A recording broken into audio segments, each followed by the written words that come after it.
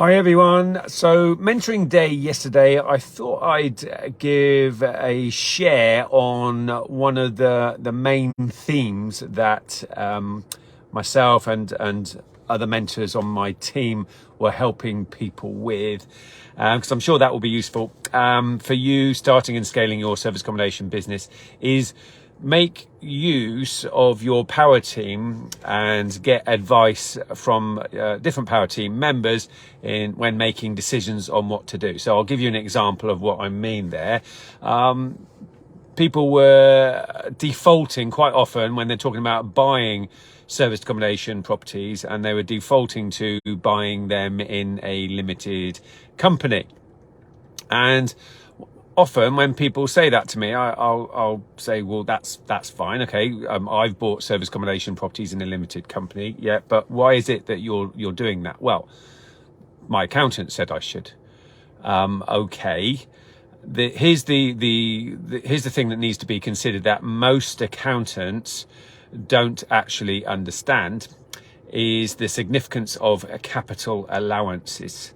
Now, when a property is used or turned into serviced accommodation, so it could be a buy-to-let or an HMO or someone's house, when it becomes serviced accommodation, then it becomes a trading premises, and then all of the plant and machinery in that trading premises creates a capital allowance. And average in the UK, that comes in about 35% of a property's value, is then an amount of money that can be earned tax-free. Now then, if you buy a property in a limited company, it is the limited company that can then offset the capital allowance against corporation tax. But, and that's 19%, right? But then the money is still in the limited company's bank account. And then to take it out, you've got to pay dividend and income tax on that money. So in terms of tax saving, it's nowhere near as efficient owning a service accommodation property in a limited company. If you own a service accommodation property as a sole trader or in a partnership or in an LLP, the capital allowances are offset against personal income tax. Now, if you're a higher or additional rate taxpayer, then that is a significant amount of tax saved, okay? And so, then people say, well, what happens when the capital allowances have run out? Well, do you know what?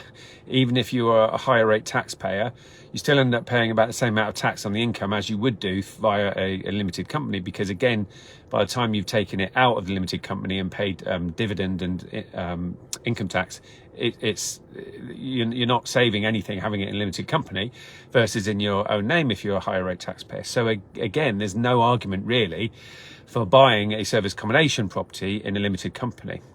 And so when I have this discussion with people, they say, oh, okay, all right, I'll go back to my accountant. Now, here's the thing with most accountants: they don't understand the significance of capital allowances. And what we have done in the past is we have got a capital allowance surveyor to do a claim. And again, you've got to have a good capital allowances surveyor who will squeeze the biggest capital allowance out of a property.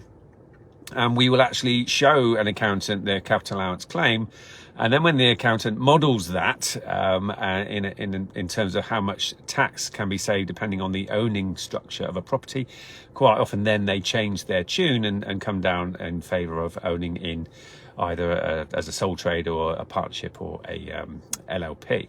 So again, your power team is fundamentally important here. And so again, you've got to get the right advice from the right people. And then other things people are saying to us is, oh, well, do I need public liability insurance? Do I need professional indemnity insurance? What insurance do I need?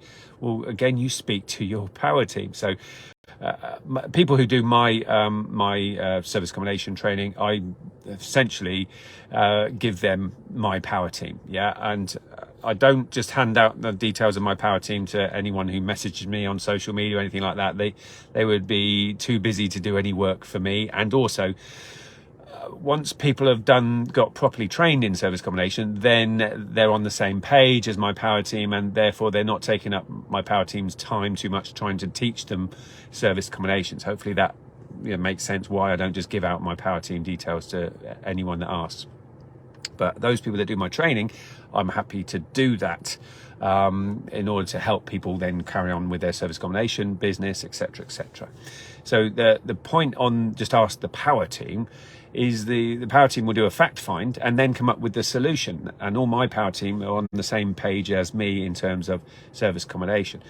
Other situations where you just speak to your power team in getting the right finance product in place for serviced accommodation.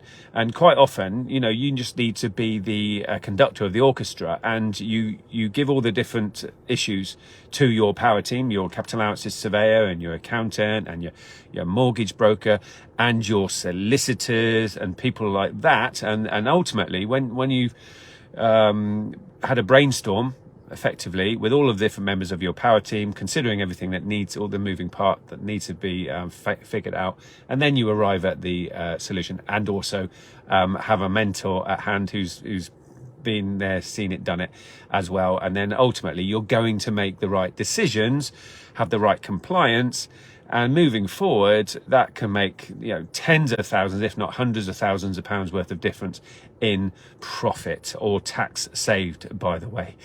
So your power team, including a mentor, fundamentally important when it comes to service accommodation, because service accommodation isn't like other strategies. It's not like buy-to-let and HMO. Those are investment strategies. Different rules apply, different tax, different company structures, different compliance, different legislation. Service accommodation is a trading activity, and so everything is different, and you need to get the right advice from the right people. Hopefully that helps. Hopefully you found that useful. Let me know if you've got any questions. Happy to help. Here's to your success in service accommodation. Remember, team, your future needs you. Take care. See you soon.